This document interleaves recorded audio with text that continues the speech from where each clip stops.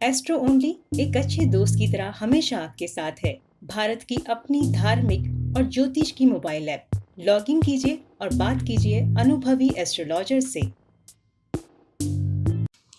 रामचरितमानस जब आप पढ़ते हैं तो इसमें एक बड़ी अच्छी और सीखने योग्य कहानी बोलो, वृतांत बोलो, वह नजर आता है। और यह वृतांत भी ना सिर्फ एक वयस्क व्यक्ति के लिए अति महत्वपूर्ण है, किंतु बोला जा सकता है कि यह वृतांत आज के नौजवान को विशेष रूप से पढ़ना चाहिए या विशेष रूप से उन यूथ को हमें पढ़ाना चाहिए। यह वृतांत हमें बहुत कुछ सिखाता हुआ नजर आता है। यह वृतांत कौन सा है, जरा ध्यान पूर्वक सुने। और वो व्यक्ति ऐसे जो युवा हैं जो अक्सर कहते हैं कि विपरीत परिस्थितियों में जल्दी हार मान लेते हैं, विपरीत परिस्थितियों में जो युवा बहुत जल्दी हथियार डाल देते हैं, उनके लिए तो यह वृतांत बड़ा ही महत्वपूर्ण है। और हो सकता है कि आप यदि अपने बच्चे को यह वृतांत सुनाएं, पढ़ाएं, दिखाएं, तो उसके जीवन में निश्चित रूप से यह कभी ना कभी तो कार्य करता हुआ नजर आता। वो वृतांत क्या है, तो वृतांत पे पहुंचते हैं कि रामचरितमानस पे आप देखें कि समुद्र किनारे राम जी बैठे हुए हैं। सारी राम जी की सेना, वानर सेना, जामवंत, हनुमान, अंगद, एक से एक बलशाली योद्धा समुद्र किनारे बैठा हुआ है, बीच पर बैठा हुआ है, समुद्र किनारे बैठा हुआ है। और उस समय यह वृतांत है। तो उस समय क्या होता है कि सभी लोग बैठे हुए हैं, गिद्धों से शुरुआत होती है। गिद्धों का आप देखेंगे, गिद्ध बताते हैं कि जब सभी राम जी के योद्धा किनारे बैठे हुए हैं समुद्र किनारे, गिद्ध बताते हैं कि हमारी दूरदृष्टि, अब देखिए पक्षियों की दूरदृष्टि होती है, वैसे तो दूरदृष्टि सभी की होती है, मनुष्य में भी दूरदृष्टि होती है, लेकिन इसमें रामचरितमानस में गिद्धों का जिक्र आया है क्योंकि गिद्ध बड़े ऊपर ऊपर उड़ते हैं, बहुत दूर दूर तक देख कर आ जाते हैं। और इसीलिए गिद्ध कहते हैं कि हाँ, हमें माँ सीता के दर्शन हो रहे हैं। वह रावण की लंका में अशोक वाटिका के अंदर एक पेड़ किनारे नीचे बैठी हुई हैं। अब तुम में से कौन सा योद्धा ऐसा है, देखिए और जाकर सीता जी का पक्का पता लगाकर, माता सीता का पता लगाकर राम जी को बता दीजिए। तब उस समय गिद्धों ने तो यह कथन दिया और तब जामवंत जी का कथन आता है कि अगर यह बात मेरे उस समय बोली गई होती जब मैं जवान हुआ करता था, तो शायद यह कार्य मैं कर सकता था। जामवंत जी ने इस समय कह रहे हैं, अंगद भी कह रहे हैं कि मैं भी कर सकता था। सभी योद्धा अपने अपने तरीके से अपने अपने वक्तव्य प्रकट कर रहे हैं, किंतु उस समय देखने लायक, और इस रामायण के इस वृतांत को पढ़ेंगे तो आप एक बात का यहां पर ध्यान दीजिए कि हनुमान जी कहीं नजर नहीं आ रहे। सभी शक्तिशाली योद्धा अपनी अपनी बात रख रहे हैं कि मैं ऐसा कर सकता था, मैं ऐसा कर सकता था। गिद्धों ने बता दिया है कि माता सीता कहाँ है, किंतु कोई भी ऐसा शक्तिशाली योद्धा नहीं था उस समय की जो समुद्र को लांघ सकता था, समुद्र को उस पार जा सकता था। ऐसा योद्धा राम जी की सेना में नहीं था, किंतु हनुमान जी उस समय किनारे पे बैठकर रेत से खेल रहे हैं, ऐसा वृतांत लिखा हुआ है। अकेले एकांत बैठे हुए हैं और उस समय जामवंत जी कहते हैं, हे हनुमान, हे हनुमान, इधर आओ। हनुमान जी को बुलाया है यहाँ पर। जामवंत जी बड़े बुजुर्ग व्यक्ति, वयस्क व्यक्ति थे, हनुमान जी उनका पूरा आदर किया करते थे, इसलिए जामवंत जी को यह पूरी तरीके से छूट हनुमान जी ने दी कि आप मुझे अपने अनुज को इस तरीके बुला सकते हैं। और जामवंत ने कहा है कि हे हनुमान इधर आओ, तुम कहाँ बैठे हुए हो, तुम भी अपनी बात रखो। तो हनुमान जी कहते हैं कि मैं क्या कर सकता हूँ मैं, और इसमें ध्यान देने, अभी देखिए मुख्य बात पर मैं आऊंगा कि जब आपको सीखना चाहिए कि हनुमान जी अपनी शक्तियों को भूले बैठे हैं। हनुमान जी को खुद ही नहीं पता कि उनमें कितना बल है, कितनी शक्तियां हैं, और अपने उस अपनी कहानियों को, बाल वृत्तांत को भूले बैठे हैं कि जब बाल रूप में वह सूर्य तक की दूरी को उन्होंने पूरा किया था और सूर्य को मीठा फल समझकर उन्होंने खा लिया था। और एक ऋषि मुनि की श्राप हनुमान जी को लगा कि जब ऋषि मुनि अपने आश्रम में बैठे, जंगल में बैठे तपस्या कर रहे थे, तो उस समय हनुमान जी नटखटता के कारण उनको तंग कर रहे थे। और तब इन्होंने ऋषि मुनि ने हनुमान जी को श्राप दिया था कि तुम अपनी शक्तियों को भूल जाओ, किंतु कोई एक सही व्यक्ति आपके जीवन में आएगा और आपकी शक्तियों को याद दिलाएगा, तो आप अपनी शक्तियों को याद कर लेंगे। तो वो समय अब आया कि जब समुद्र किनारे सब बैठे हुए हैं और जामवंत जी ने कहा है कि हे हनुमान तुम इधर आओ और तुम भी अपनी बात रखो, तुम कहाँ बैठे हुए हो, तुम भी तो अपनी बात, हमें ये समुद्र लांघ कर जाना है और माता सीता का पता लगाकर भगवान श्री राम का कार्य पूरा करना है। तो जब जामवंत जी ने कहा है कि राम काज करने के लिए, राम काज नाम सुनते ही हनुमान में एक अजीब सी शक्ति उत्पन्न हुई। हनुमान जी को कुछ अजीब सा लगा कि आपने, जामवंत जी ने ये जो राम काज शब्द किया, तो हनुमान जी का जन्म ही, अब जामवंत जी ने याद दिलाया है कि हे हनुमान तुम इस जगत में जो जन्म लिया है तुमने, तुम ये भोग विलास और इन चीजों में के लिए जन्म नहीं लिया है, तुम इस जगत के अंदर कार्य करने के लिए जन्म नहीं लिया है। तो हनुमान जी ने कहा है तो मेरा जन्म किस लिए हुआ, फिर मुझे क्या करना है, मेरा उद्देश्य क्या। तब जामवंत जी ने याद दिलाया है कि राम काज करने के लिए, और राम काज करने के लिए कौन सी पंक्तियां हनुमान जी के सामने जपी, कौन सी वो मंत्र बोले तो वो भी मंत्र भी कहलाएगा। तो जामवंत ने कहा है कही रीच पति सुनु हनुमाना, का चुप साध रही हूँ बलवाना, पवन तने बल पवन समाना, कि पवन के समान तुम में बल और बुद्धि विवेक विज्ञान निधाना। और इसके बाद जो पंक्ति कही वो, उसके बाद हनुमान जी में अति शक्तिशाली बल हो गया और हनुमान जी पर्वत के समान आकार बढ़ने लगा।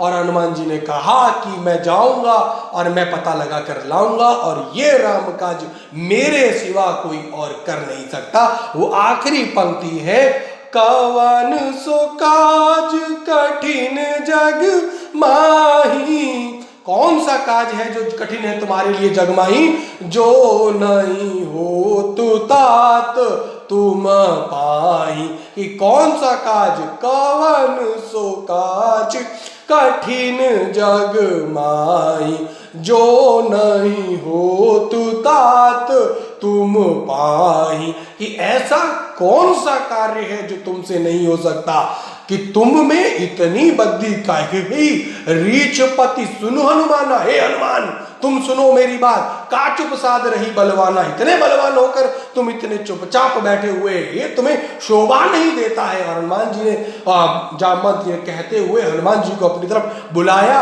और तब याद दिलाई उनकी शक्तियां, पवन तने बल पवन पवन के समान तुम में बल बुद्धि विवेक विज्ञान निधाना, कवन सो काज कठिन जग माही, कौन सा काज जो कठिन है जग माही, जग में जो नहीं होता, जो नहीं हो तु तात तुम पाई, कि जग में ऐसा कौन सा कार्य तुमसे नहीं हो सकता। और श्री हनुमान जी, श्री राम जी जानकी जी के दुलारे हैं। श्री हनुमान जी जो हैं वो राम जी और जानकी के दुलारे हैं। और यह भी याद दिलाया सूर्य के शिष्य हैं, पवन के पुत्र हैं, रुद्र के अवतार हैं।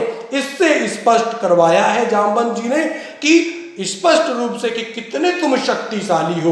राम जी के दुलारे, सीता माता के दुलारे, सूर्य के शिष्य रहे हो। पवन, जिस सूर्य को तुमने खा लिया एक समय में, ऐसा भी आया कि अपने बालपन को याद करो और तुम सूर्य को लील गए थे, पूरा खा गए थे, जग में अंधकार फैल गया था। वही सूर्य तुम्हारे गुरु बने। उन्होंने मना किया था कि ये बालक फिर से आया कि अब एक बार मुझे खा के गया है, फिर मुझे खाएगा, मैं इस बालक को शिष्य नहीं बनाऊंगा। किंतु वो आपकी हट थी और आपने सूर्य को शिष्य बना, सूर्य के शिष्य बने और सूर्य आपके गुरु हैं। पवन आपके पुत्र हो आप और रुद्र के अवतार हो। कितने शक्तिशाली हो, शक्ति की आपकी कोई सीमा नहीं है। तो ऐसे प्रभु हनुमान को उनकी शक्तियां याद दिलाई। इस पूरे ही मंत्र बोले तो 3 पंक्तियों का ये मंत्र है जो आता है वृतांत कि कही रीछ पति सुनु हनुमाना, काचुप साध रही बलवाना, पवन तने बल पवन समाना, पवन के समान, और बुद्धि विवेक विज्ञान निधाना, कवन सो काज कठिन जग माही, जो नहीं होत ताक तुम पाई, कि कौन सा कार्य है। तो अब जो बात, इसके बाद हनुमान जी में शक्ति आई और वह जामवंत जी ने कहा कि राम काज करने के लिए तुम्हारा जन्म हुआ है। तो हनुमान जी राम काज करने के लिए वहीं तट से उड़ते हुए आगे चले लंका में, और इसके बाद लंका का नाश भी किया, आग भी लगाई और माता सीता का पता लेकर राम जी को लाकर दिया। और जाते वक्त उन्होंने अपने सभी साथी को कहा है कि मैं तो जा रहा हूं, लेकिन तुम सब लोग मेरा यहीं इंतजार करना। ऐसा इसलिए हनुमान जी ने कहा कि जब मैं आऊं तो मैं अकेला भगवान श्री राम को माता सीता का ना बताऊं, तब हो सकता है कि मेरे अंदर अहंकार आ जाए। इसलिए हम सब सामूहिक रूप से यहां तक आए।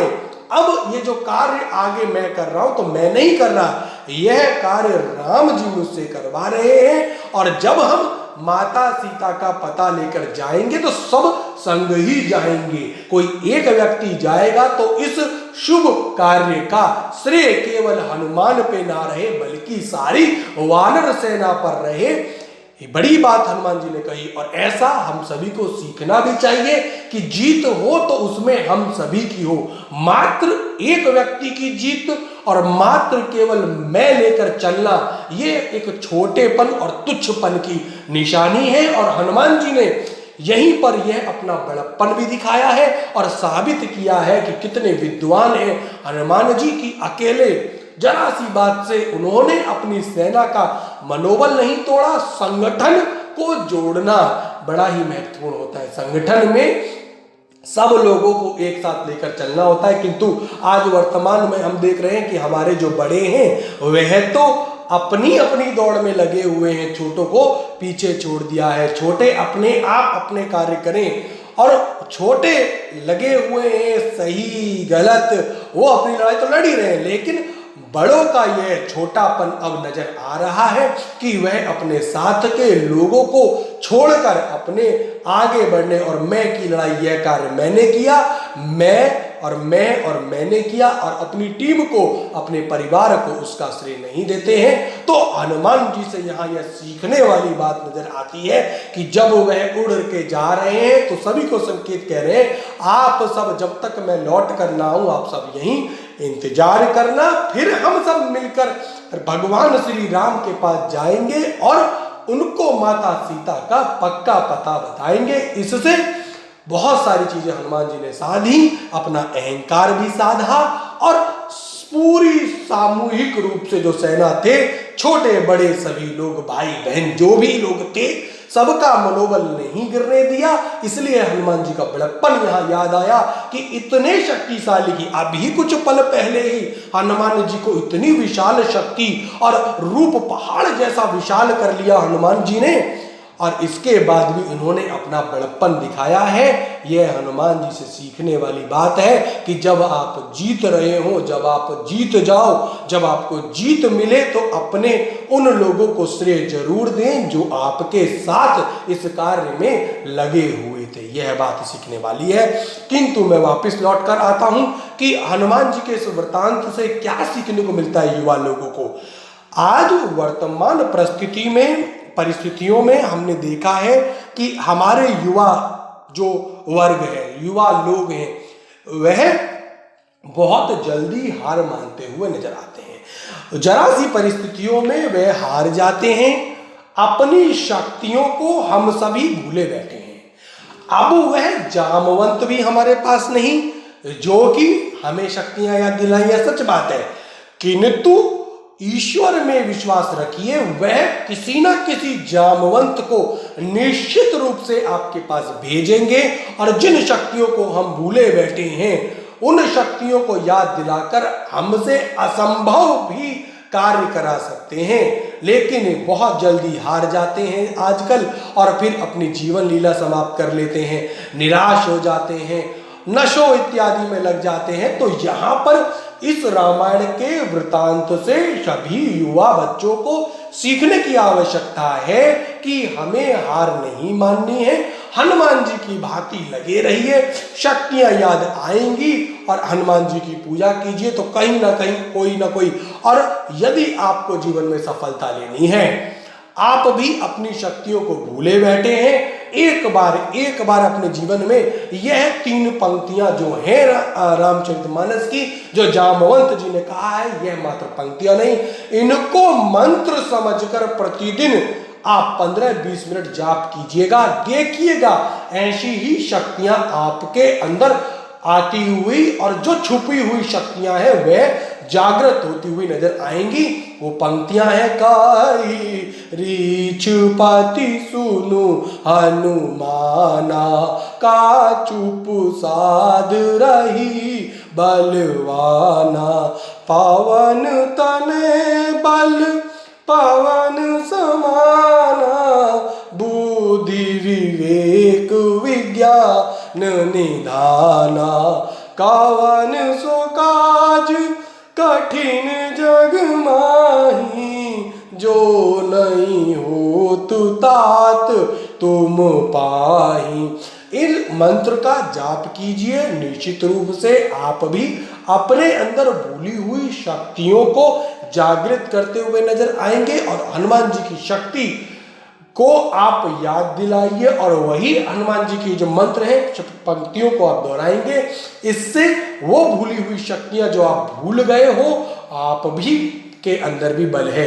कहता हूं कि हनुमान जी जैसा बल नहीं है, वैसे तो हो भी नहीं सकता है। वह हमारे देव हैं, वह हमारे, आप ऐसा एक उदाहरण के तौर पर देखिए कि हनुमान जी हमारे जनरेटर है। अब जनरेटर में बिजली होती है, इन्वर्टर में बिजली होती है, वो बिजली को स्रोत को हम स्टार्ट करते हैं। वो बिजली के स्रोत को इन पंक्तियों से हम ये चाबी मान लीजिए, इनसे स्टार्ट करेंगे।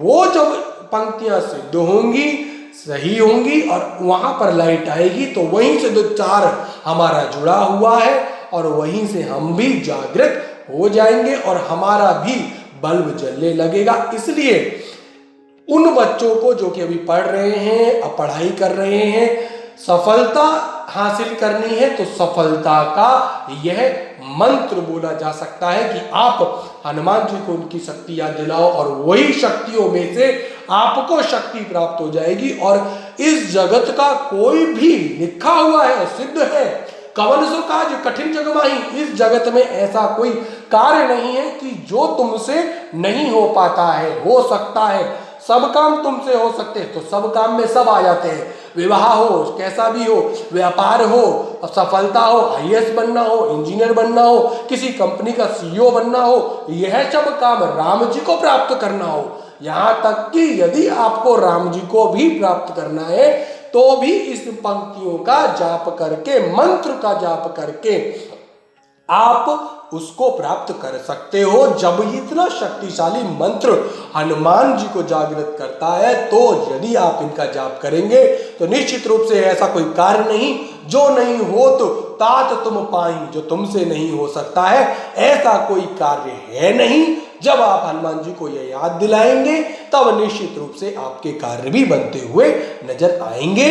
इसलिए मैंने कहा कि रामचरितमानस का केवल एक पुस्तक मत समझिए, केवल एक पुस्तक समझकर पाठ मत कीजिए, इसका पान कीजिए, इसको पी जाइए। इसको पीने के बाद जब आपके शरीर में, रक्त में रामचरितमानस मिल जाएगी और घुलने लगेगी और रक्त में बहने लगेगी, तब आप समझेंगे कि सारी शक्तियां ही रामचरितमानस में है और आप सब भटक रहे हैं इस जगत में शक्तियों को ढूंढते हुए। यह बात साबित है और एक एक पंक्ति एक एक मंत्र समान है। और खास करके सुंदरकांड आप देखिएगा, सुंदरकांड आप पढ़िएगा, सुंदरकांड में आप इतना अच्छी हनुमान जी की शक्तियां हैं, माता सीता है और राम जी हैं, इसलिए इसको सुंदरकांड बोला गया। उसकी व्याख्या हम अलग से करेंगे। उसमें भी जो शक्तियां आज के व्यक्ति को सीखने लायक है, बड़े बुजुर्ग बच्चे किसी भी व्यक्ति के लिए रामचरितमानस आज भी वर्तमान में उतनी महत्वपूर्ण है जितनी ये पहले थी।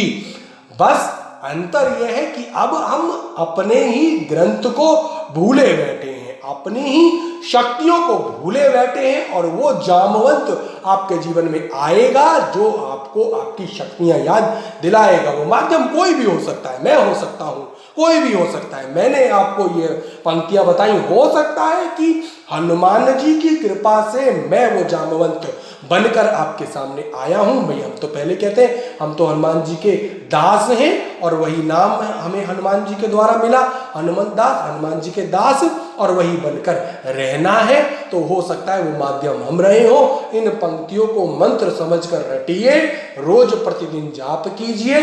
कोई कार्य ऐसा नहीं है कि जो नहीं हो सकता है। बस इन पंक्तियों का पान कीजिए, पी जाइए, घोल के पी जाइए, अपने जीवन में बैठा लीजिए। और जब भी आप निराश हो, हताश हो, निराशा आपको घेरे हुई हो, जीवन में कोई रास्ता नजर नहीं आ रहा हो, सभी रास्ते बंद हो चुके हो, तो उस समय इन पंक्तियों को याद कीजिएगा और आंख बंद करके देखिएगा कि हनुमान जी जब अपनी शक्तियों को भूले हुए बैठे थे तो किस तरीके से उनके बल को जगाया है और बोला है कि तुम्हारा जन्म राम काज के लिए हुआ है। और राम काज सुनते ही भय पर्वताकारा, पर्वत के आकार के हनुमान जी हो गए हैं। और जैसे ही आप भी उनको बताएंगे, उनकी शक्तियां याद दिलाएंगे, तो वह पर्वत के आकार के होकर आपको जिनके रास्ते सभी बंद थे उसको पर्वत के आकार के ऊपर बैठा देंगे और उड़ाते हुए उन बंद रास्तों से दूर ले जाकर एक सही रास्ते पर खड़ा कर देंगे। ये है शक्ति हनुमान जी में आज भी मौजूद है, व्याप्त है। बस हमें पूरी श्रद्धा और विश्वास के साथ में हनुमान जी को उनकी शक्तियां याद दिलानी है और उसी स्रोत में से हमें शक्ति प्राप्त होती हुई नजर आएगी। नमस्कार। एस्ट्रो ओनली एक अच्छे दोस्त की तरह हमेशा आपके साथ है। भारत की अपनी धार्मिक और ज्योतिष की मोबाइल ऐप। लॉगिन कीजिए और बात कीजिए अनुभवी एस्ट्रोलॉजर से।